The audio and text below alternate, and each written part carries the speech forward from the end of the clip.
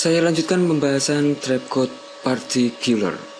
Dan sekarang saya akan membahas emitter. Jika Anda mengaktifkan layer yang sudah diberikan trapcode particular, silakan menuju ke efek control. Maka di sini sudah ada banyak menu di particular. Dan jika Anda membuka emitter, maka akan ada banyak isi semacam ini. Dan saya akan membahas emitter. Oke, di bagian emitter paling atas, di situ ada particle per second, per detiknya.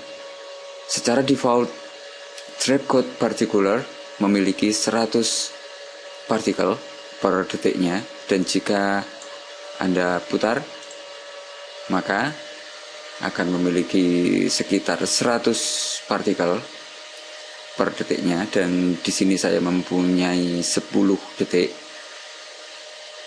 dan setiap detik partikular akan memberikan 100 partikel. Oke, selanjutnya jika saya mengganti ini, saya ganti mungkin 300, maka saya sudah mempunyai lebih banyak partikel. Oke, saya kembalikan ke 100. Lalu di bagian emitter type, kita mempunyai banyak pilihan di sini. Ada box, ada sphere, grid, light, layer, dan layer grid. Dan jika Anda mengaktifkan box, maka di sini jika Anda perhatikan, oke, saya kembalikan ke point. Jika Anda berada di point, maka emitter size A akan mati dan beberapa yang lain akan mati. Silakan diperhatikan di sini. Oke, saya perlebar tampilannya.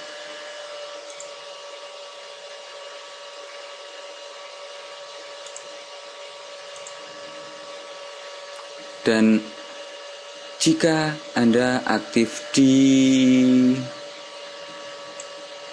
box, silakan perhatikan, maka emitter size A, emitter size Y akan hidup. Dan jika Anda memilih sphere, akan tetap sama. Dan jika Anda memilih grid, maka di sini ada emitter grid, itu aktif. Dan jika Anda pergi ke light, maka di sini ada tulisan semacam ini karena kita membutuhkan komponen yang bernama light. Kita harus menambahkan lighting, maka dia akan muncul semacam ini. Dan jika saya ganti lagi ke layer, maka ada beberapa komponen yang mati dan lainnya hidup.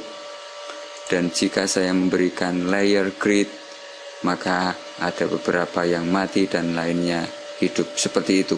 Dan Anda harus memperhatikan beberapa setting awal di sini. Oke, saya menggunakan sphere. Dan jika Anda pergi ke kamera lalu rotate, merotasi, maka akan ada semacam ini. Dan jika Anda pergi ke bawah lagi, di sini ada position, set position.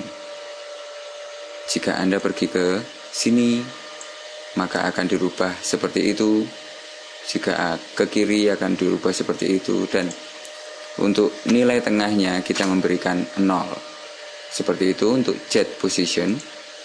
Lalu di sini ada position subframe. Ada position subframe. Dan di sini kita mempunyai linear. Di sini ada 10 kali linear, 10 kali smooth. Dan ini kita butuhkan untuk mengaktifkan efek ini menjadi lebih halus.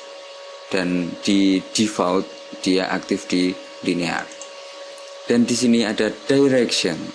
Apa itu direction? Jika saya memilih directional, maka di sini ada directional spread percent, dan kita mempunyai tampilan yang berbeda. Saya mempunyai semacam ini untuk efeknya, dan jika saya putar, saya mempunyai seperti ini, seperti semprotan air, seperti semprotan gas saat kita mengaktifkan directional. Dan kita bisa membuka directional spread,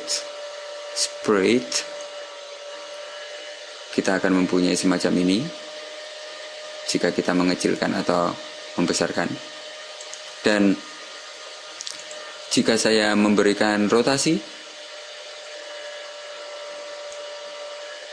maka dia akan dirotasi ke X. Dan jika saya memberikan rotasi di Y, akan dirotasi ke Y. Dan seperti itu seterusnya. Dan di velocity, apa maksudnya velocity? Ini adalah kecepatan lontar. Mungkin bisa diartikan semacam itu. Lalu di sini ada velocity random, acak. Bagaimana velocity diacak, kecepatan per partikel tidak sama. Seperti itu maksudnya. Dan di sini ada velocity distribution. Kita mempunyai pergerakan semacam ini. Ada velocity from motion. Seperti itu.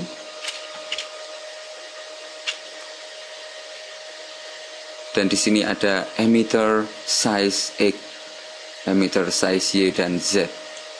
Jika kita rubah, maka saya akan mempunyai partikel yang lebar di Z. Oke, jika saya ganti semacam ini, di X dia akan lebar seperti itu. Jika saya memberikan di Y, dia akan lebar seperti itu. Di Z kita akan mempunyai lebar seperti itu. Oke, dan di sini ada pre-run dan pre-opticity random. Dan di sini ada random seed.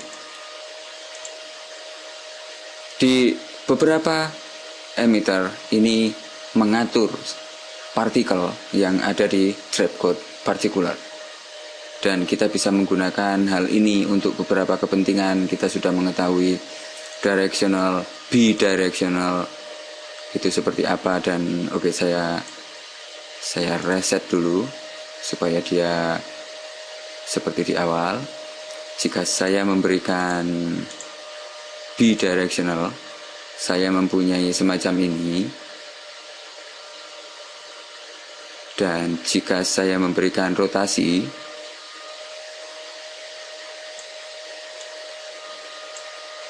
maka bidirectional saya akan semacam itu. Dan jika saya memberikan distribusi, itu semacam itu hasilnya. Lalu spread, kita akan mempunyai perbedaan. Dan jika saya memberikan dis, oke, saya reset lagi dan saya ganti dengan dis, itu hasilnya seperti itu. Dan jika saya outward, hasilnya seperti itu. Dan Anda harus mengenal beberapa parameter yang ada di emitter supaya nanti kita bisa menggunakan partikular sesuai dengan kepentingan kita. Dan selanjutnya saya akan membahas partikel. Sampai jumpa di video selanjutnya. Salam.